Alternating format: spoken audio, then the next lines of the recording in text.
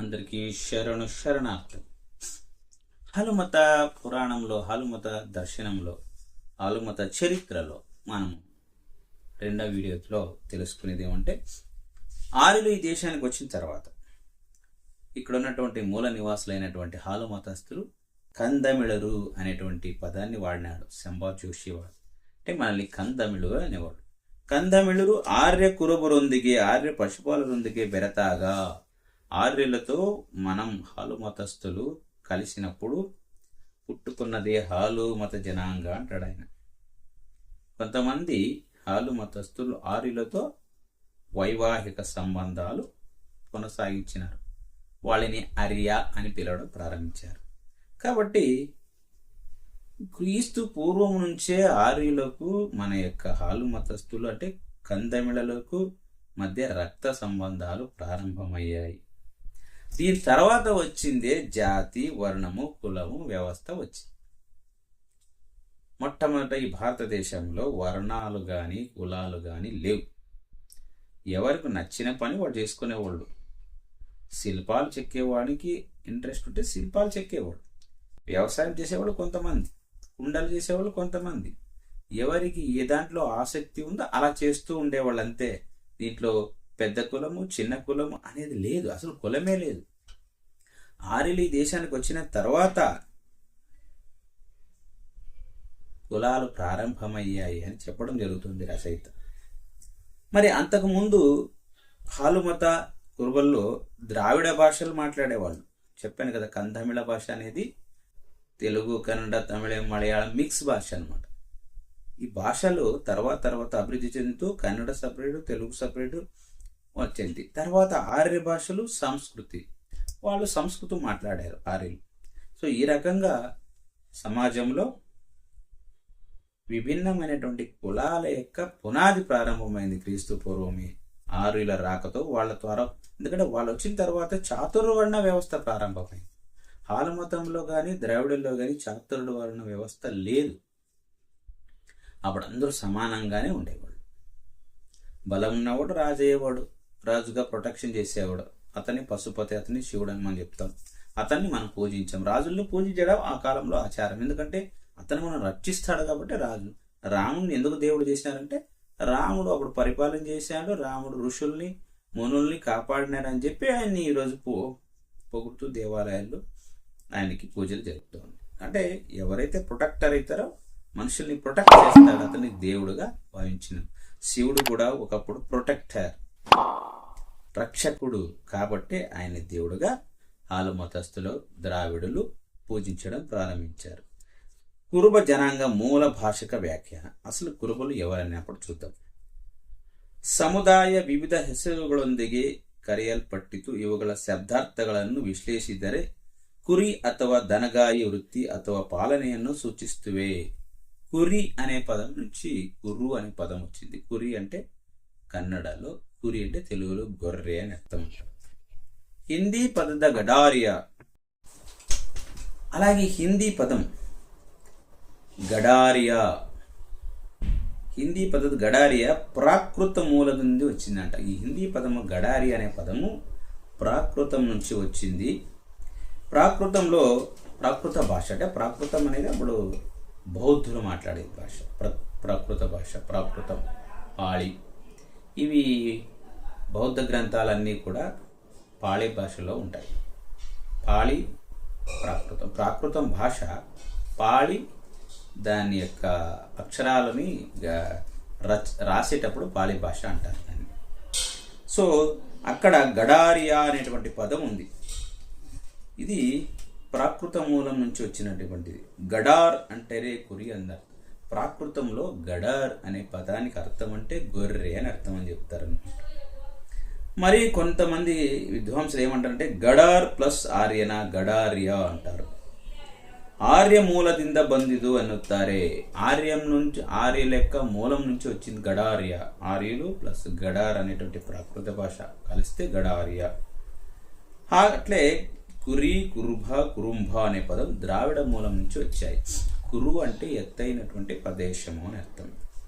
అలాగే ధన్ఘర్ పదం, ఈ ధన్ఘర్ అనే పదము ధనాన్ని సూచిస్తుంది. ఒక ఒకప్పుడు ధనం అంటే పశువులే. పశువులని అమ్మి సంతలో వాళ్ళకి కావలసినవి కొనుక్కునేవాళ్ళు. దీన్నే బార్టర్ పద్ధతి అంటాం కదా, అంటే వస్తు మార్పిడి పద్ధతి. ఎంత పశువులు ఉంటే అంత పెద్ద సావుకారులు అని ఆ కాలంలో. పశువులే సంపద. ఒకప్పుడు గొర్రెలు కదా మనకు సంపద. డబ్బులు ఎవరితో ఉన్నాయి? భూములు ఉన్నాయి, గొర్రెలు ఉన్నాయి, డబ్బులు ఎవరితోనూ లేవు. ఇప్పుడు మాత్రమే ఒక 100 సంవత్సరాల నుంచి డబ్బులు మన దగ్గర ఉన్నాయి, కానీ ఆ కాలంలో గొర్రెలు, మేకలు, పశువులే. వాళ్ళని అమ్మడం, వీళ్ళు ఏదైనా కావాల్సినవి తీసుకోవడం. అలాగే ఆ రోజుల్లో చాకలి వాళ్ళకి కానీ మంగళ వాళ్ళకి కానీ డబ్బులు ఇచ్చేవాళ్ళు కాదు. పండినటువంటి ధాన్యాన్ని ఇచ్చేవాళ్ళు. వేరుశనగ పండితే వేరుశనగకాయలు ఇచ్చేవాళ్ళు, వరి పండేవాళ్ళు వరి ఇచ్చేవాళ్ళు, గొర్రె పిల్లలు ఇచ్చేవాళ్ళు, గొల్లలు, కురగోలు, వీళ్ళంతా కూడా.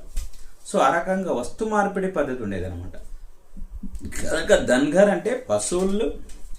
అప్పుడు ధనం అంటే అది, ధన్గర్ అంటే పశువులే. కాబట్టి ధన్గర్ అంటే శ్రీమంతుడు అని అర్థం. పశువులు ఉన్నవాడు శ్రీమంతుడు. అలాగే గార్ అంటే పశుపాలన అంటాడు. ధన్గర్, ధన అంటే పశువులు, గార్ అంటే పాలించేవాడు, పశుపాలకులు అని, మేషపాలకులు అని సమానార్థం. మహారాష్ట్రలో పూణే జిల్లాలో ఒక బౌద్ధ గుహా శాసనంలో ధన్గర్ శబ్దమును కెత్తలాಗಿದೆ అంటాడు. ఈ మహారాష్ట్రలో ఉన్నటువంటి పూణే జిల్లాలో బౌద్ధ గుహ శాసనాల్లో ధన్గర్ అనే పదాన్ని వాడినారు. ఇవన్నీ క్రీస్తు పూర్వమే బౌద్ధుల కాలంలో చెక్కినటువంటి శిలాశాసనాలు ఇవి. అందులో ధన్గర్ అనే పదం ఉంది మహారాష్ట్రలో. అంటే అప్పటికి మహారాష్ట్రలో ఎవరున్నారు?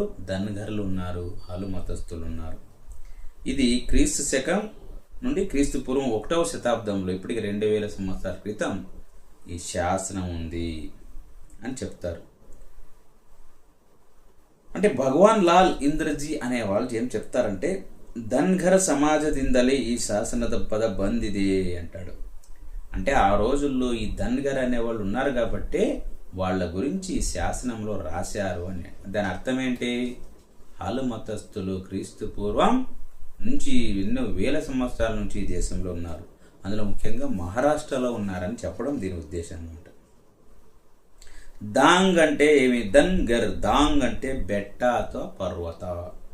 ధన్గర్, దాంగ్ అంటే బెట్ట లేదంటే పర్వతం. ఇది ప్రాకృతంలో ధన్గర్ అనే పదము బెట్ట, పర్వతము, ఎత్తైనది అని అర్థం. బరుತ್ತದೆ అంటాడని. కాబట్టి ఈ గుడ్డుగాడుಗಳಲ್ಲಿ అంటే కొండల్లోనూ పెద్ద పెద్ద పర్వతాలలోనూ నివసించే వాళ్ళని ధన్గర్లు అనేవాళ్ళు అని చెప్పడం జరుగుతుంది. ధన్గర్ సమాజం నుంచి ఒక ఉపశాఖగా వచ్చినటువంటి నిఖార్ అనేవాళ్ళు ధన్గర్ నుంచి వచ్చినటువంటి ఒక శాఖ. వీళ్ళు ಬೌದ್ಧ ಮತ್ತು ಬ್ರಾಹ್ಮಣ ಮತಗಳಿಂದ ಸಂಸ್ಕರಣ ಹೊಂದಿ ನಿಖಾರೆಂದು ಕರೆದುಕೊಂಡಿದ್ದಾರೆ. వీళ్ళు బౌద్ధం నుంచి మరియు బ్రాహ్మణ సమాజం నుంచి, అంటే ఆ మతాలను, బ్రాహ్మణ మతం అంటే వైదిక మతం, బౌద్ధ మతం మన దేశంలో క్రీస్తు పూర్వంలో హాలు మతం మనదుంది. తర్వాత ఆర్యుల మతం, అదే బ్రాహ్మణ మతం లేదంటే వైదిక మతం. దాని తర్వాత బౌద్ధ జైన మతాలు. దాని తర్వాత వచ్చినవి ముస్లిం, క్రైస్తవ మతాలు. ఇవి కొత్తవి. ముస్లిం నవీన మతాలు ఇవన్నీ. క్రైస్తవ మతం కానీ ముస్లిం మతం కానీ. అతి ప్రాచీనమైనటువంటి మతమే హాలు మతం. చాలా ప్రాచీనం. మనిషి పుట్టుక, మనిషి యొక్క సంస్కృతి ప్రారంభమైంది హాలు మతస్థుల నుంచి. దాని తర్వాత ఆర్య మతం. కాబట్టి నిఖార్ అని పిలిచేవాళ్ళు. బౌద్ధము మరియు బ్రాహ్మణుల మతಗಳಿಂದ సంస్కరణ ఉంది, నిఖార్ అని కರೆದುಕೊಂಡಿದ್ದಾರೆ. నిఖార్ అంటే శుద్ధి ఆదవరంబ అర్థ బరుతుంది. నిఖార్ అంటే శుద్ధి అయిన వాళ్ళు అని అంటారు. నిఖార్లు అంటే శుద్ధి అయిన వాళ్ళు. అంటే వాళ్ళ మాదిరి, ఆ వైదికుల మాదిరి, ఆ బ్రాహ్మణుల మాదిరి కొంతమంది మన హాలు మతస్థులు కూడా కొన్ని నియమాలు పాటించి శుద్ధి అయినారు అని అర్థం అన్నమాట. కాబట్టి ಆದರೆ ಅವರು ತಮ್ಮ ಮೂಲ ಸಮಾಜದವರಾದ ಧನ್ಗರ್ ಹೆಸರುಗಳು ಮತ್ತು ಅನೇಕ ಸಂಪ್ರದಾಯಗಳನ್ನು ಹಾನು ಅವರೊಡನೆ ವಿವಾಹ ಸಂಬಂಧಗಳನ್ನು ಮುಂದುವರಿಸಿಕೊಂಡು ಬಂದಿದ್ದಾರೆ. వీళ్ళు ఎంతగా బ్రాహ్మణీకరణ చెందినా, ఎంతగా ఆర్యీకరణ చెందినా, ఎంత బౌద్ధ మతంలోకి జైన మతాలలోకి వెళ్ళినా, వీళ్ళు పూజించే దేవుడు బీరప్ప, రేవణ సిద్ధ, వీళ్ళని వాళ్ళు వదులుకోలేకపోయినారన్నమాట. కొంతమంది అంటే వాళ్ళ పూర్వీకులు దేవుడిని వాళ్ళు ఎలా మర్చిపోతారు? మతాంతరం అయినప్పటికీ కూడా వాళ్ళ యొక్క గతం వాళ్ళని వదలదు. ఈ రకంగా హాలు మతస్థులు వాళ్ళ యొక్క సాంప్రదాయాల్ని అలాగే కాపాడుకుంటూ వచ్చినారు. 90% మంది హాలు మతస్థులు ఒరిజినాలిటీ కాపాడుకొని వచ్చారు. 10% మంది కొంతమంది బౌద్ధులు, జైనులు, వీరశైవులు వైదికంలోకి వెళ్ళారన్నమాట. అలాగే ಕುರುಬ ಸಮಾಜವೇ ಪ್ರಧಾನವಾಗಿದ್ದ ಸುದೀರ್ಘವಾದ ಮಾನವ ನಾಗರಿಕತೆ ಹಂತ ಹೊಂದಿತ್ತು అంటాడు. కురుబ సమాజము, హాలుమత సమాజము ప్రధానమైనటువంటి కాలం ఒకటి ఉండేదంట. ఒకప్పుడు క్రీస్తు పూర్వము హాలు మతస్థులు శుచిగా, శుభ్రంగా, ఎలాంటి మత ప్రభావం లేకుండా వాళ్ళు తమ యొక్క సంస్కృతిని కాపాడుకున్నటువంటి కాలం ఒకటి ఉండేది. ಆ ಕಾಲಂ ఒకటి ఉండేది. ಆ ಕಾಲంలో ಭಾರತದ ಕುರುಬರು ಜಗತ್ತಿನ ಇತರೆಡರಳ ಕುರುಬರಿಗಿಂತ ಹೆಚ್ಚು ನಾಗರಿಕರಾಗಿದ್ದರು. చూడండి, ఈ కురుబలు, ఈ హాలమతస్థులు ఒకప్పుడు క్రీస్తు పూర్వం 1000 సంవత్సరాల క్రితం వాళ్ళదే అయినటువంటి ఒక సంస్కృతి, చరిత్ర, నాగరికత, రాజకీయాలు ఉన్నటువంటి వాళ్ళు ప్రపంచంలో అందరికంటే కూడా సంస్కృతిలో ముందుండేవాళ్ళు అని చెప్తారు. ಹೆಚ್ಚು నాగరికరాగిద్దరు, ಹೆಚ್ಚು నాగరికతలో ముందుండ్రి ప్రపంచంలో మిగతా దేశాలతో పోల్చితే వీళ్ళు. ఆ కాలంలో కంబళ్ళని, సింధు నాగరికతలో కంబళ్ళని వేసి ఆ కంబళ్ళని, ఆ ఉన్నితో నేసినట్టు కంబళ్ళని విదేశాలకి, ఈజిప్ట్కి, తర్వాత పర్షియాకి, విదేశాలకు కూడా వ్యాపారం చేసినారు, పడవల ద్వారా తీసుకుపోయి ఇచ్చినారని చెప్పేసి ముందు ముందు వస్తున్నది మనం తెలుసుకోవాలా. పరుష్ణీ నది అనేది ఒకటి వస్తుంది, సింధు నాగరికత, గంగా గోదావరి తీరంలో పరుష్ణి నది, పంజాబ్లో. ఈ పరుష్ణి అంటే ఉన్ని, గొర్రె అని. సో ఈ రకంగా అతి ప్రాచీనమైనటువంటి చరిత్ర, అతి ప్రాచీనమైనటువంటి సంస్కృతి హాలు మతస్థులు. రథಗಳ సంస్కృతి, బాణా బిరుసు, గదే, ఖడ్గ సంస్కృతి, నగర సంస్కృతి, హరప్పా, మొహంజదారో ఉండేవి ఆ రోజుల్లో అంట. ఆ రోజుల్లో రథగల సంస్కృతి ఉండే, రథాలను తయారు చేసేవాళ్ళంట, రథాల సంస్కృతి. బాణా బిరుసు అంటే బాణాలు, గద, ఖడ్గం ఇవన్నీ తయారు చేసినారు. ఇది నగర సంస్కృతి మనది. అంటే ఆ కాలంలో నగరాలు కూడా నిర్మించినారంట మన వాళ్ళు. కొంతమంది కొండల్లో ఉన్నారు. కొండలకి ఎందుకు వచ్చారు? దక్షిణ భారతదేశంలో కొండలకి మన వాళ్ళు కొండల్లో నివసించినారు కొంతకాలం. ఎందుకు అని తర్వాత చెప్తాను. పల్లవుల కాలంలో జరిగినటువంటి ఒక చరిత్ర అది.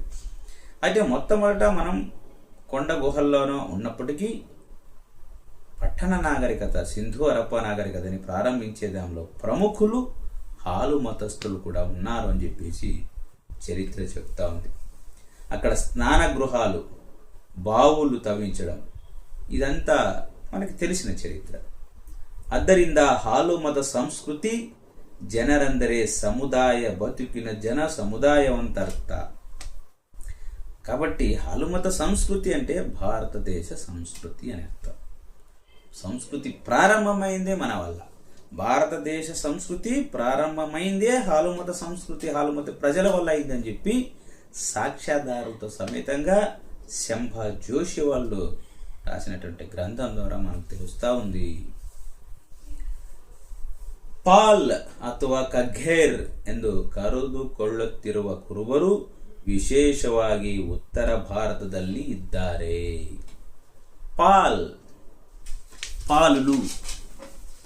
పాలరాజులు పేరు వింటాం, పాలరాజులు.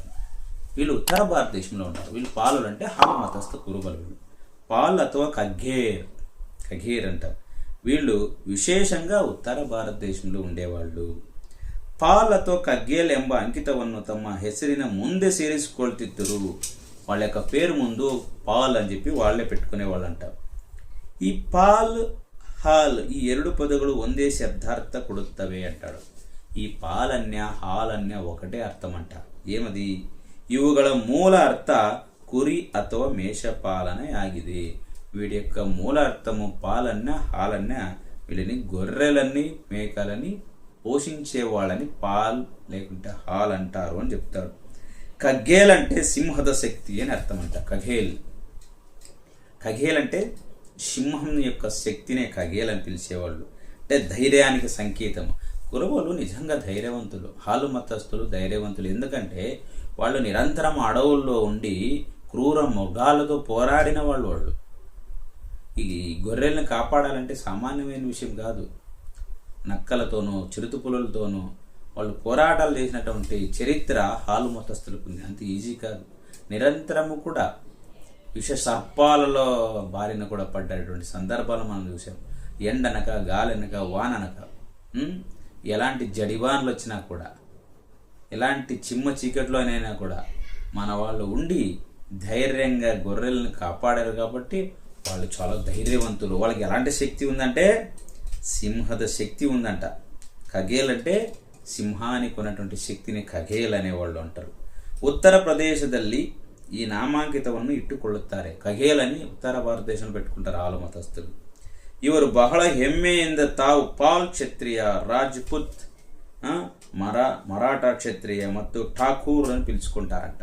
అక్కడ హాలు మతస్థుల్ని ఏమని పిలుస్తారంటే పాల్ క్షత్రియ, రాజపుట్, మరాఠా క్షత్రియ ಮತ್ತು ಠಾಕೂರ್లను పిలుస్తారు. వీళ్ళందరూ కూడా ಹಾಲು ಮತಸ್ಥులు. ಇವರ ವಂಶಾವಳಿಯನ್ನು ಪರಿಶೀಲಿಸಿದಾಗ ಅವರು ಕ್ಷತ್ರಿಯ శాఖకి చేరిదವರು. మనం కొంతమంది హాలు మతస్థులు క్షత్రియ శాఖకు చేరినాం. క్షత్రియులు అంటే ఏం కాదు, యుద్ధాలు చేసి రాజ్యాలు స్థాపించడమే. రాజ్యాలు స్థాపించి రాజులైన వాళ్ళందరూ క్షత్రియులు. ఇప్పుడు ప్రజెంట్ మనకి కమ్మలు, రెడ్లు అంతా క్షత్రియులు. వాళ్ళకి ఎందుకంటే వాళ్ళు పరిపాలిస్తున్నారు కాబట్టి ఆ రకంగా అనమాట. అప్పుడు రాజుల కాలంలో ఎవరు పరిపాలిస్తే వాళ్ళు క్షత్రియులు, పూజ చేసేవాళ్ళతో బ్రాహ్మణులు, వ్యాపారం చేసేవాళ్ళు వైశ్యులు. ఈ రకంగా అంటే మనం కూడా ఒకప్పుడు క్షత్రియులుగా ఉన్నాము అని. వీళ్ళు ಕ್ರಮಾನುಕೂಲದಲ್ಲಿ ಕ್ಷತ್ರಿಯ ವರ್ಣದ ಸಂಪ್ರದಾಯ ನಡೆನುಡಿಗಳನ್ನು ಅನುಕರಣ ಮಾಡಿ తోడిపడుతుంది. వీళ్ళు తర్వాత క్షత్రియులుగా వాళ్ళ వంశాలు కూడా అలాగే క్షత్రియ వంశంగా పిలుచుకున్నారు.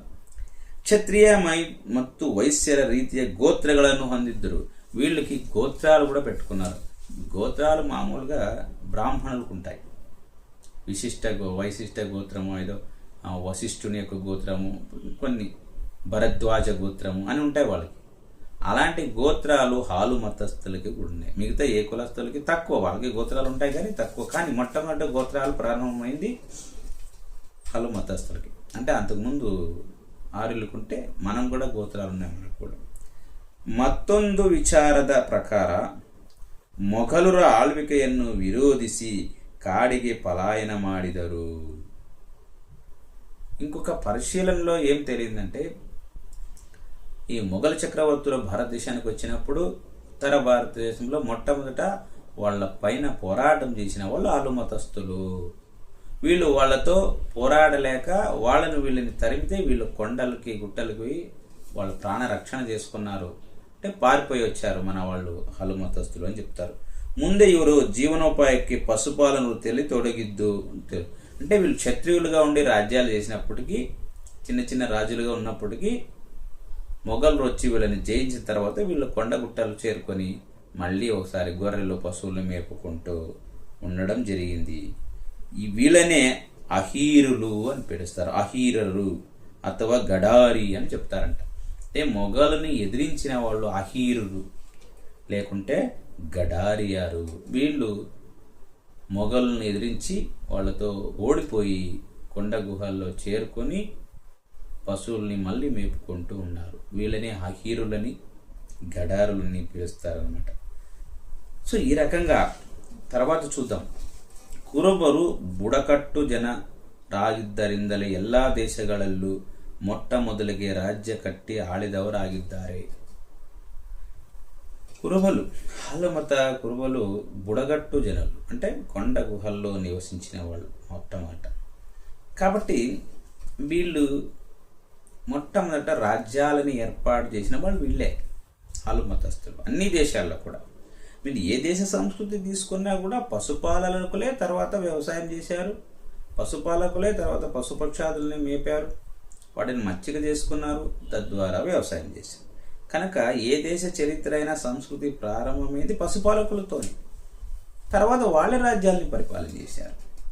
అంతకుముందు చంద్రగుప్త మౌర్య హాలు మతస్థుడు, అశోకుడు హాలు మతస్థుడు. మొట్టమొదటి ఫేమస్ రాజు, ఇది భారతదేశాన్ని అంతా దాదాపుగా ఏకం చేసిన మౌర్య చక్రవర్తి చంద్రగుప్త మౌర్య హాలు మతస్థుడు. కురుబలు కదా, ఎంత గొప్ప చెప్పండి. కాబట్టి అంతకుముందు చిన్న రాజ్యాలను మనం ఏర్పాటు చేసినప్పటికీ పెద్ద రాజు అంటే చంద్రగుప్త మౌర్యుడు. కాబట్టి ప్రపంచంలో అన్ని దేశాల యొక్క చరిత్ర హాలుమత సంస్కృతితో ಪ್ರಾರಂಭವಾಯಿತು. ಅಂದು ವಿಭಿನ್ನ ಕುಲಗಳ ಗೋಪಾಲಕರು, ಧನಗರರು, ಕುರಿಪಾಲಕರು ತಮ್ಮದೇ ಸಮುದಾಯವನ್ನು ಹೊಂದಿದ್ದು ಸಣ್ಣ ಪುಟ್ಟ ಪಾಳೆಯ ಪಟ್ಟೆಗಳನ್ನು స్థాపించుಕೊಂಡಿದ್ದರು. పెద్ద పెద్ద రాజ్యాలు ఏర్పాటు కాక ముందు, చంద్రగుప్త మౌర్యుని కంటే ముందు చిన్న చిన్న సముదాయం, చిన్న ఒక గ్రామం లేకుంటే 2-3 గ్రామాల్లో కలిసి ఒక చిన్న పాళేగాలు, ఆ 3-4 గ్రామాలకి పెద్దగా ఉండేవాళ్ళు హాలు మతస్థులు. చిన్న చిన్న రాజ్యాలు ఉండేవాళ్ళు. క్రీస్తు శకದ అనంతర స్థితి ఆಗಿದೆ. క్రీస్తు పూర్వం ఇలా ఉంటే తర్వాత పెద్ద పెద్ద రాజ్యాలు ఏర్పాటు చేసుకున్నారు. ಹೀಗೆ ಕುರುಬರು, ಸಮಾಜ, ರಾಜ್ಯ, ಗುರುವರ್ಗ, ఆడళిత, సేన, శ్రేష్ఠిಗಳು, వైశ్యులు, కార్మికులు, రైతులు, పశుపాలకులు, వివిధ వృత్తులను కూడా వీళ్ళు అవలంబించారు. అంటే కురుబలు సమాజంలో రాజ్యాలను కట్టినారు, గురు వర్గాలు ఉన్నారు, గురువులు ఉన్నారు. గురు రేవణ సిద్ధ, సిద్ధరామ, తర్వాత బీరప్ప, ఈ రకంగా కనకదాస, వీళ్ళంతా గురువర్గానికి చెందిన వాళ్ళు. నాత సంప్రదాయం హాలు మతం అంటే. రేవణ సిద్ధులు ఎంత గొప్పవాళ్ళు, బీరప్ప ఎంత గొప్ప వ్యక్తి. వీళ్ళందరికీ చరిత్ర ఉంది. వీళ్ళంతా రాజులు అన్నమాట. సిద్ధరామ, అమోఘ సిద్ధ, వడయార్. సో వీళ్ళందరూ కూడా సిద్ధ పరంపరకు చెందినటువంటి రాజులు. కనుక రాజ్యులు ఉన్నారు, తర్వాత గురువర్గాలు ఉన్నారు, ఆడళిత పరిపాలన చేసిన వాళ్ళు ఉన్నారు, మంత్రులు కావని, సేనానులు గాను, సైన్యములు మంచి మంచి పదవుల్లో ఉన్నారు. తర్వాత శ్రేష్ఠిగాడు అంటే వ్యాపారం చేసిన వాళ్ళు ఉన్నారు. వ్యాపారం ఆ రోజుల్లో బ్రహ్మాండమైన వ్యాపారం ఉంది. మన కంబల్లో మనం వేసినటువంటి ఇవి విదేశాలకి ఆ కాలంలోనే పడవల ద్వారా పోయి విదేశీ మారక ద్రవ్యాన్ని, అంటే అప్పుడు ఉన్నటువంటి అక్కడ ఏదైతే దొరుకుతుందో వాటిని ఇక్కడ తెచ్చేవాళ్ళు. అక్కడ దొరికేటువంటి బంగారం, ఇంకా మిగతాది ఏదైనా. ఈ రకంగా కార్మికులు, రైతులు, వ్యవసాయం ప్రారంభించాం మనం, పశుపాలకులు, ఇలాంటి వృత్తి సంబంధమైనటువంటివన్నీ కూడా మొట్టమొదట ప్రారంభించింది హాలు మతస్థులు. అంటే మొట్టమొదట హాలు మతస్థులు ఒక్కరు భారతదేశంలో ఉండి తర్వాత వృత్తులు ప్రారంభమైనారు. కొంతమంది కంబళ్ళు నేసేవాళ్ళు ఆనాటి నుంచి ఈనాటి వరకు ఉన్నారు. హాలు మతస్థులు అలాగే వాళ్ళ యొక్క వంశపారంపరంగా వాళ్ళు నేస్తూ వచ్చారు. కొంతమంది గొర్రెలు కాసేవాళ్ళు ఆ రోజు నుంచి ఈ రోజు అలాగే గొర్రెలు కాసుకొస్తూ వచ్చారు, వాళ్ళే హాలు మత కురుబలు. కానీ కొంతమంది వ్యవసాయం చేస్తూ వెళ్ళి వాళ్ళ కాపులని, రెడ్లని, ఇంకోరని, ఒక్కలిగలని, మంగళ పని చేసేవాళ్ళు మంగళని, వీళ్ళంతా డివైడ్ అయిపోయినారు. కాబట్టి భారతదేశంలో మొదటి సంస్కృతి హాలు మత సంస్కృతిలో ఆ రోజుల్లో కులాలు లేవు, అందరూ హాలు మతస్థులే. వాళ్ళ ద్వారా తర్వాత వేరే వృత్తులు చేసుకుంటూ వేరే కులాలుగా స్థిరీకరణ చెందినారు. ఆర్యులు వచ్చిన తర్వాత కులాలు వచ్చి వీళ్ళందరూ శూద్రవర్గంగా తయారైనారు. లేకపోతే క్షత్రియులు వాళ్ళే, వైశ్యులు వాళ్ళే, బ్రాహ్మణులు అంతా మనమే. గురువులు అంటే బ్రాహ్మణులు. అప్పుడు ఆ కాలంలో గురువులు అనేవాళ్ళు. వీళ్ళు ఎవరైతే ఆర్యులు వచ్చారో వాళ్ళు బ్రాహ్మణులు ఎక్కువ, వైశ్యులు ఎక్కువ, క్షత్రియులు ఎక్కువ, శూద్రులు తక్కువ అనే భావన. వీళ్ళలు చాతుర్వర్ణ వ్యవస్థ వచ్చింది. కానీ హాలు మతంలో చాతుర్వర్ణ వ్యవస్థ లేదు. గురువైనా ఒకే కులమే, కులాలు లేవు. అప్పుడు అందరూ ఒకే సముదాయం, ఒకే జాతి. హాలు మత సంస్కృతి అది. పనులు వేరే. కుండలు చేసేవాడు కుండలు చేసేవాడు అంతే. కుమ్మరైనా, కురువైనా, బేడరైనా, వాల్మీకి అయినా, ఉప్పరైనా అందరూ ఒకటే, భేదాలు లేవు. కానీ వీళ్ళ మూల నివాసుల్ని ఒక శూద్ర వర్గంగా, దళితుల్ని పంచమ వర్గంగా ఆర్యులు స్థిరంగా చేసి వాళ్ళని సమాజానికి దూరం పెట్టి వీళ్ళని తక్కువ అనేటువంటి భావంతో చేసిన వాళ్ళు ఆర్యులు అనమాట. తర్వాత ఏం జరిగిందో చూద్దాం. ಹಾಲು ಮತ ಸಂಸ್ಕೃತಿ ಅಂದರೆ ಏನು? ಇದು ಬಹಳ ಮಹತ್ವದ ಪ್ರಶ್ನೆ అంటాడు. ఇది చాలా చాలా ప్రముఖమైనటువంటి ప్రశ్న. హాలు మతం అంటే ఏంటి, సంస్కృతి అంటే ఏంటి? హాలు మతి సంస్కృతి ಅಂದರೆ రస జల సంస్కృతి. హాలు మత సంస్కృతి అంటే రస జల సంస్కృతి. రస సంస్కృతి, జల సంస్కృతి మనది. ఇదేంది రస సంస్కృతి, జల సంస్కృతి అంటే? ఈ దేశంలో 2 విభిన్నమైనటువంటి సంస్కృతులు. ఒకటి ద్రావిడ లేదంటే ఆలుమత లేదంటే మూల నివాసుల సంస్కృతి. 2 ఆర్యుల సంస్కృతి. ఆర్యులు ఇరాన్, ఇరాక్, అక్కడి నుంచి పర్షియా దేశం నుంచి కొంతమంది వచ్చినారు. ఆర్యులు వేరే దేశం నుంచి ఆర్యులు వచ్చారు. వాళ్ళ సంస్కృతి ఏంది? వాళ్ళది అగ్ని సంస్కృతి, మనది జల సంస్కృతి, క్షీర సంస్కృతి. అంటే మన యొక్క సంస్కృతి రసము, జలం. ఆర్యుల సంస్కృతి అగ్ని సంస్కృతి. అందుకనే వాళ్ళు యజ్ఞాలు చేశారు. యజ్ఞ సంస్కృతి వాళ్ళది. వాళ్ళు నిరంతరము యజ్ఞాలు చేసేవాళ్ళు. పశు పక్షాలని వాళ్ళు బలి ఇచ్చేవాళ్ళు, మాంసాన్ని దాంట్లో వేసి యజ్ఞాలు చేసేవాళ్ళు, ఆ మాంసాన్ని తినేవాళ్ళు, సురాపానం చేసేవాళ్ళు. వాళ్ళ అగ్నిని నిరంతరం అగ్నిని పూజించేవాళ్ళు. మనం ఇప్పుడు కూడా జండ్ అవస్థ గ్రంథం చూసాం. వాళ్ళ యొక్క పవిత్ర గ్రంథం ఎవరిది? పార్సీలు, జొరాస్ట్రియన్లు. వాళ్ళ ఇంటిలో ఇప్పుడు కూడా అగ్గి ఎప్పుడు వెలుగుతూ ఉంటుంది. టాటాలు, బిర్లాలు వాళ్ళే కదా. టాటా, రతన్ టాటా జొరాస్ట్రియన్ అనమాట. వీళ్ళు పర్షియా దేశం నుంచి, పార్సీలు అంటాం, పర్షియా దేశంలో ఉన్నటువంటిది ఇది. ఆయన జొరాస్టర్ అని ఆయన ఈ మతాన్ని ప్రారంభిస్తాడనమాట. ఇప్పుడు కొంచెం వేల మంది ఉన్నారంటే మన భారతదేశంలో, మహా అంటే ముంబైలో ఉన్నారు, గుజరాత్, ముంబై, అక్కడ కొంత వేల మంది ఉన్నారంటే. ఇప్పటికీ వాళ్ళు చనిపోతే వాళ్ళని పూడ్చరు, వాళ్ళు బయట పారేస్తారు, పక్షులు తినేస్తాయని. ఇవి ఉంటాయి కదా రాబందులు, శవాన్ని తినేస్తాయని. ఎందుకంటే అది కలుషితమయ్యి భూమి కలుషితం కాకూడదు అనేది వాళ్ళ యొక్క సాంప్రదాయం. కాబట్టి వాళ్ళది, పర్షియన్లది అగ్ని సంస్కృతి. అలాగే ఆర్యులది కూడా అగ్ని సంస్కృతి. వైదిక ఆర్యులు నిరంతరము యజ్ఞాలు చేసేవాళ్ళు. యజ్ఞాలు ఎందుకు చేసేవాళ్ళు? వాళ్ళ యొక్క పితరులు, వాళ్ళ యొక్క దేవతల్ని ఆహ్వానం చేసుకునేవాళ్ళు. దాంట్లోకి సోమపానము, సురపానము, గింజలు అన్నీ వేసేవాళ్ళు. పశువుల్ని దాన్ని చంపి దాంట్లో కాల్చుకొని తినేవాళ్ళు. ఇది యజ్ఞ సంస్కృతి. మనది ధ్యాన సంస్కృతి. మనది హాలు మతస్థులు, వాళ్ళు ధ్యాన సంస్కృతి, జల సంస్కృతి, రస సంస్కృతి. రసం అంటే పాల ద్వారా వచ్చిన సంస్కృతి మనది. పాలని మనం తాగి, పాలు, పెరుగు, ఇవి జలం. పాలు అంటే ఎక్కడి నుంచి వస్తాయి? జలం నుంచే పాలు వస్తాయి అన్నమాట. అందుకనే మనము జలాన్ని పూజించినాము, పాలని పూజించినాము, పాలిచ్చే గొర్రెలను పూజించినాము. గొర్రెల యొక్క హిండి ఏదైతే ఉందో, అంటే గొర్రెలు వేసే పిచ్చుకలలో లింగాన్ని చూసిన వాళ్ళం మాల మతస్థులు. గొర్రె పిచ్చుకలో లింగాన్ని పూజించాము మనం. అది మన యొక్క విశిష్టమైనటువంటి సంస్కృతి. వాటిని మనం నీచంగా చూడలేదు, పశువుల్ని వాటిని పూజించాం మనం. కానీ ఆ రోజుల్లో ఆవులు శ్రేష్టమైనప్పటికీ ఆవుల్ని వాళ్ళు మాంసం తినేవాళ్ళు. ఆవు మాంసం తింటే శ్రేష్టమని చెప్పేవాళ్ళు ఆర్యులు. వాటిని బలిచ్చేవాళ్ళు యజ్ఞాల్లో. గుర్రాలని, గాడిదల్ని, ఆవుల్ని బలిచ్చేవాళ్ళు. మనం బలి సంస్కృతి కాదు మనది. మనం ఎక్కడ బలి ఇవ్వలేదు దేవుళ్ళకి. మనం పూజించినాము, వాటి ఉత్పత్తుల్ని మనం ఉపయోగించుకున్నాం అన్నమాట.